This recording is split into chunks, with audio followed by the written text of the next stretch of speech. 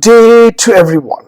Today I would like to share how to turn off autoplay video on YouTube in your mobile phone. Let me show you how to do that. Yes, from my mobile I just open YouTube application and I just want to stop autoplay option. What I have to do here? So in my right hand side corner I will find option called U, that is your username and password. Just hit the button username and username. Your user will be displayed over here with your profile photograph. So on your right hand side you will find option called settings. Just hit the button settings option. Once you click the settings option, there will be a lot of settings will be available. Just go to autoplay option.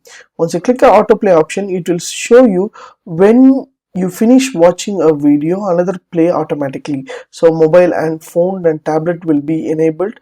Just disable this option, automatically your autoplay will be stopped. So now you can able to turn off your entire autoplay, so that once you finish the video it will stop entire things.